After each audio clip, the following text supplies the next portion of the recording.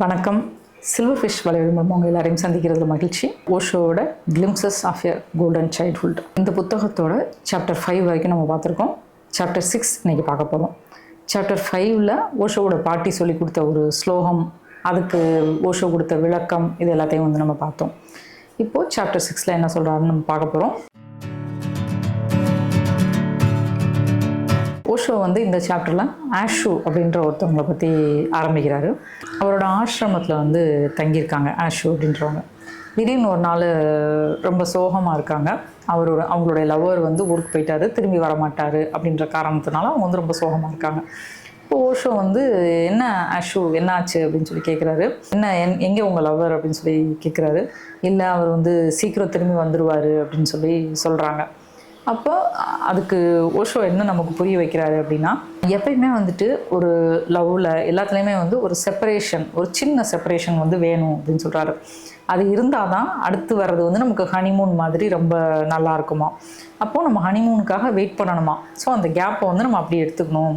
அப்போ தான் வந்துட்டு நம்ம செஞ்ச சின்ன சின்ன தவறுகள், ஹர்ட் பண்ணியிருப்போம், சின்ன பிள்ளைத்தனமாக சில விஷயங்களை பண்ணியிருப்போம், அதனால நமக்கு பிரச்சனை வந்திருக்கும்.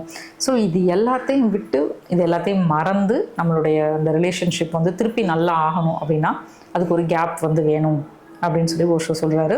இப்படி இந்த ஆஷு அப்படின்றவங்கள்ட்ட வந்து அவங்களுடைய சோகத்தை பற்றி பேசிகிட்டு இருந்த ஓஷோவுக்கு சடனாக வந்து இவரை பற்றி புத்தகம் எழுதியிருக்காங்கன்னு 2 பேர் பார்த்தோம் இல்லையா, ஜெர்மன்காரங்க.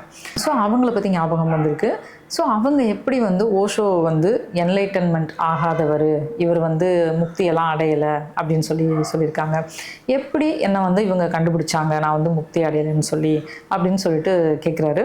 கேட்டுட்டு மேபி அவங்க வந்து முக்தி அடைஞ்ச சிலரை சந்திச்சிருக்கலாம், அவங்க எப்படி பேசுகிறாங்கன்னு அப்சர்வ் பண்ணியிருக்கலாம்.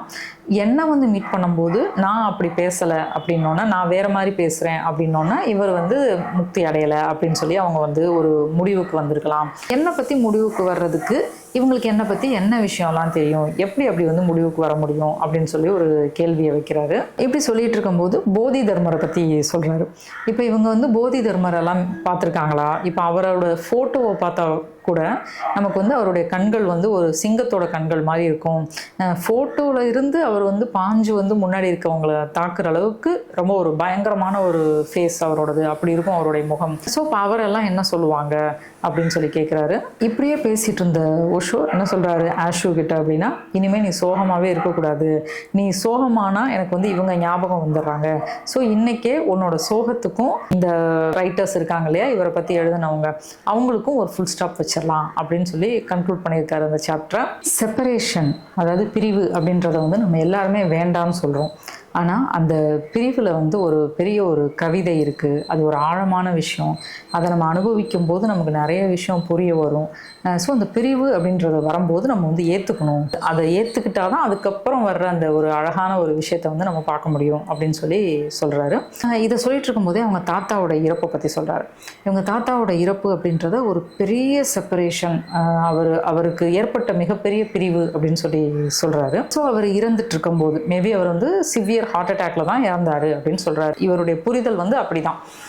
என்ன சொல்கிறாருன்னா, ரொம்ப ஒரு உடம்பு முடியாமல் ரொம்ப ஹார்ட் அட்டாக் மாதிரி வந்து அவர் இறக்கும்போது ஓஷோ வந்து அவர்கிட்ட வந்து நீங்கள் கடைசியாக ஏதாவது சொல்ல விரும்புகிறீங்களா என்கிட்ட அப்படின்னு சொல்லி கேட்டிருக்காரு. அப்போ அவர் எதுவுமே பேசலையாம். ஒரு மோதிரத்தை எடுத்து ஓஷோவுக்கு வந்து கொடுத்துருக்காரு. அந்த மோதிரத்தை இது வரைக்கும் அவர் யார்கிட்டையுமே ஓப்பன் பண்ணி காமிச்சதே கிடையாதான். ஓஷோ என்ன சொல்கிறாருன்னா, அந்த மோதிரம் இப்போ அவருடைய சிஷ்யர்கள் யார்ட்டையோ, ஓஷோவோட சிஷ்யர்கள் யார்ட்டையோ இருக்குது அப்படின்னு சொல்லி சொல்கிறாரு. ஸோ அந்த மோதிரம் எப்படி இருக்கும் அப்படின்னா, ஒரு கிளாஸ் டோர் இருக்குமா, அதை ஓப்பன் பண்ணால் உள்ளே வந்து மகாவீரருடைய இமேஜ் இருக்குமா. ஸோ அந்த இமேஜ் வந்து குட்டியாக ரொம்ப அழகாக இருக்குமா. ஆனால் வந்து அந்த கிளாஸ் மேலே இருக்கு இல்லையா, அது வந்து மேக்னிஃபையிங் கிளாஸ் தான். அது வழியாக பார்க்கும்போது அது ரொம்ப பெருசாக அழகாக வந்து அவருடைய உருவம் வந்து தெரியுமா. ஓஷோ என்ன சொல்கிறாருன்னா, அவர் வந்து அந்த மகாவீரரை வந்து ரொம்ப நேசிக்க முயற்சி செஞ்சுருக்காராம். ஆனால் அவரால் முடியலையாம். அவருக்கு வந்து புத்தாவை தான் ரொம்ப பிடிக்குமா. புத்தா வந்து ரொம்ப ஒரு உயிரோட்டமாக இருக்கிற மாதிரி இருக்குமா புத்தாவோட இமேஜை பார்க்கும்போது. ஸோ இதை சொல்கிறாரு. இதை சொல்லிட்டு என்ன சொல்கிறாருன்னா, வேறு உலகத்தில், அதாவது நம்மளுடைய இறப்புக்கு அப்புறம், அப்போ நான் எங்கேயாவது மகாவீரரை சந்தித்தேன் அப்படின்னா அவர் மேபி என் மேலே கோவப்படுவார் அப்படின்னு சொல்லி நகைச்சுவையாக சொல்கிறாரு.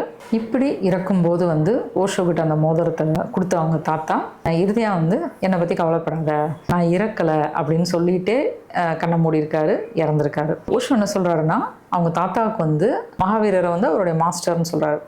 அவர்கிட்ட இருந்த அந்த மரியாதையை வந்து நான் ரொம்ப ரெஸ்பெக்ட் பண்ணுறேன் அப்படின்னு சொல்கிறாரு. இந்த அளவுக்கு இருந்து அப்படி இறந்ததுக்கப்புறம், அவர் இறக்கும்போது ஒரு ஆற்று மேலே அவங்களுடைய அந்த மாட்டு வண்டி போயிட்டு இருந்திருக்கு. இறந்ததுக்கப்புறம் அவங்க பாட்டியும் அமைதியாக இருந்திருக்காங்க, இவரும் அமைதியாக இருந்திருக்காரு. அப்போ இவர் சொல்லியிருக்காரு பாட்டிக்கிட்ட, நீங்கள் அமைதியாக இருக்காதீங்க, ஏதோ மாதிரி இருக்குது, என்னால் தாங்கிக்க முடியல அப்படின்னு சொல்லியிருக்காரு. அப்படி சொன்னதுக்கப்புறம் அவங்க பாட்டி வந்து ஒரு பாட்டு பாடியிருக்காங்க. அப்போ தான் ஓஷோவுக்கு வந்து டெத் அப்படின்றது வந்து கொண்டாடப்பட வேண்டியது, இறப்பு அப்படின்றது கொண்டாடப்பட வேண்டியது அப்படின்னு சொல்லி ஓஷோவுக்கு வந்து அப்போ தான் புரிஞ்சுதான். ஸோ அவங்க பாட்டி அப்போ பாடின அந்த பாட்டு வந்து ஓஷோவுடைய தாத்தா கிட்ட அவங்க முதல்ல தன்னுடைய காதலை சொல்லும்போது முதல்ல அவரை மீட் பண்ணப்போ அவங்க அதே பாட்டு தான் பாடினாங்களாமா. இப்போ கொஞ்சம் ஃப்ளாஷ்பேக் போயிட்டு என்ன சொல்கிறாரு அப்படின்னா, அவங்க தாத்தாவை வந்து இவங்க லவ் பண்ணி கல்யாணம் பண்ணியிருக்காங்க அவங்க பாட்டி. அந்த காலத்துலலாம் வந்து 9 வயசுலேயே வந்து கல்யாணம் பண்ணி கொடுத்துருவாங்களாம் பெண் குழந்தைகளை. ஏன் அப்படின்னா இந்த மாதிரி லவ்லாம் பண்ணிடக்கூடாது அப்படின்றதுனால. இவங்க பாட்டியை ஆனால் வந்து 24 வயசு வரைக்கும் இவங்க கல்யாணம் பண்ணாமல் இருந்திருக்காங்க. ஏன்னா அவங்க அப்பா வந்து ஒரு கவிஞராக, அவர் வந்து தம் பொண்ணு விருப்பப்படும் போது கல்யாணம் பண்ணிக்கிட்டோம் அப்படின்னு சொல்லி அமைதியாக இருந்திருக்காரு. இவங்க நான் கல்யாணமே பண்ணிக்க மாட்டேன்னு இருந்திருக்காங்க. ஆனால் கடைசியில் வந்து அந்த ஊரில் அந்த கஜுராஹோன்னு சொல்லுவாங்க இல்லையா, அந்த ஊருடைய மன்னர்லாம் வந்துட்டு பொண்ணு கேட்டிருக்காங்க. அப்பையும் வந்து இவங்க வேணான்னு சொல்லிட்டு கடைசியில் ஓஷோடைய தாத்தாவை வந்து இவங்க கல்யாணம் பண்ணியிருக்காங்க. ஓஷோ நினைவுபடுத்தும் போது என்ன சொல்கிறாருன்னா, அவங்க பாட்டி வந்து ரொம்ப அழகாக இருப்பாங்களாம். ஓஷோவே வந்து சொல்லியிருக்காரு, நீ இருக்க அழகுக்கு வந்து உங்கள் ஊர் ராஜாவே உன்னை வந்து கல்யாணம் பண்ணிக்க விரும்பியிருப்பாரு அப்படின்னு சொல்லி.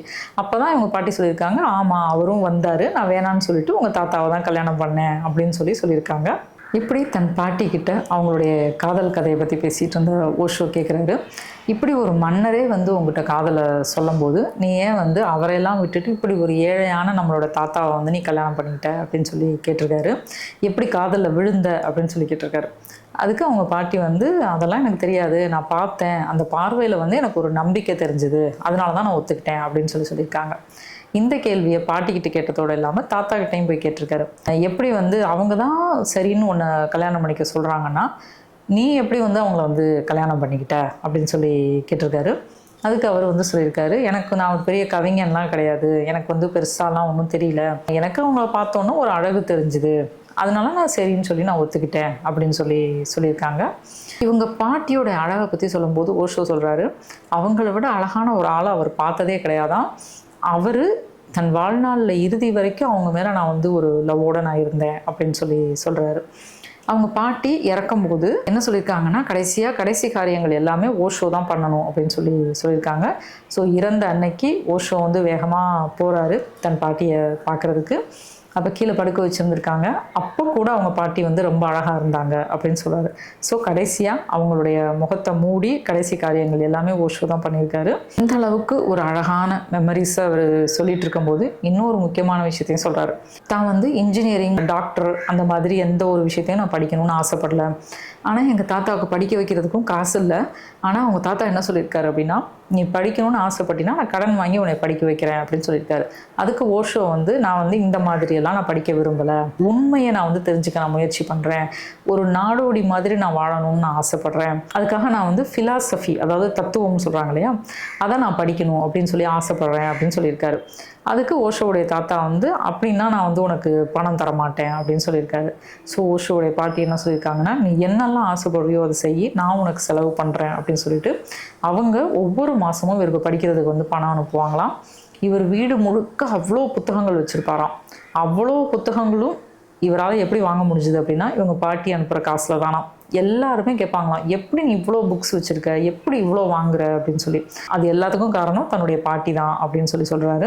இப்படி இவங்க பாட்டி பணம் அனுப்பிக்கிட்டே இருந்திருக்காங்க. ஒரு கட்டத்தில் இவர் படித்து முடித்து வேலைக்கும் போயிருக்காரு ஒரு யூனிவர்சிட்டியில். அப்போ எனக்கு பணம் நீங்கள் அனுப்ப வேண்டாம், நான் இப்போ வேலைக்கு போக ஆரம்பிச்சிட்டேன் அப்படின்னு சொல்லி ஓஷோ வந்து மறுத்துருக்காரு. அப்பையும் அவங்க பாட்டி, இல்லை நான் இந்த பணத்தை வச்சு நான் எதுவும் செய்ய போகிறதில்ல, நான் உனக்கு தான் கொடுப்பேன் அப்படின்னு சொல்லிட்டு விடாமல் அனுப்பியிருக்காங்க. எப்போ வரைக்கும் அப்படின்னா, தான் இறந்து போகிற அன்னைக்கு காலையில் வந்து அந்த இவருக்கு பணம் அனுப்புறதுக்கான செக்கை சைன் பண்ணிவிட்டு அவங்க வந்து இறந்து போயிருக்காங்க. இதில் இன்னொரு பியூட்டி என்னென்னா, அவங்களோட பேங்க் அக்கௌண்ட்டை செக் பண்ணால் அதுதான் அவங்கக்கிட்ட இருந்த கடைசி பணமாக. அதுக்கப்புறம் வேறு பணமே இல்லையா அவங்க அக்கௌண்ட்டில். ஸோ தன் வாழ்நாளில் இறுதி வரைக்கும் ஓஷோவுக்கு வந்து பணம் அனுப்பியிருக்காங்க. இப்படி அனுப்பும்போது அவங்க சொல்லுவாங்களா அடிக்கடி, நான் உனக்கு பணம் அனுப்புகிறேன்னு சொல்லிட்டு உங்கள் அம்மா அப்பாட்டெல்லாம் சொல்லிடாத, ஒருவேளை அவங்களும் என்கிட்ட கேட்டாங்கன்னா எனக்கு வந்து ரொம்ப கஷ்டமாயிரும், எனக்கு அதை செயல்படுத்துறது வந்து ரொம்ப கஷ்டமாயிரும் அப்படின்னு சொல்லியிருக்காங்க. ஸோ இந்த மாதிரி தன்னுடைய தாத்தா பாட்டியை பற்றி சொல்லிட்டு வந்த ஓஷோ எப்படி கன்க்ளூட் பண்ணுறாரு அப்படின்னா, இந்த மாதிரி ஒரு தாத்தா பாட்டி, அதாவது அவங்க அம்மா வழி தாத்தா பாட்டி, இப்படி ஒரு கிராண்ட் பேரண்ட்ஸ் கிடைக்கிறதுக்கு நான் வந்து ரொம்ப கொடுத்து வச்சுருக்கணும். உண்மையாகவே நான் வந்து ரொம்ப ஒரு மகிழ்ச்சியான ஆள், ரொம்ப ஒரு நிம்மதியான ஆள் அந்த விஷயத்தில் அப்படின்னு சொல்லி தன்னுடைய மகிழ்ச்சியை, தன்னுடைய சந்தோஷத்தை வந்து வெளிப்படுத்துகிறாரு. ஸோ இன்றைக்கி நம்ம ஓஷோவுடைய glimpses of a golden childhood அப்படின்ற ஒரு புத்தகத்தோட சாப்டர் 6 பார்த்தோம். மறுபடியும் உங்களை சாப்டர் 7ல் ஓஷோ இன்னும் இன்ட்ரெஸ்டிங்காக என்ன சொல்கிறாரு அப்படின்ற சில விஷயங்களோட உங்களை நான் வந்து சந்திக்கிறேன்.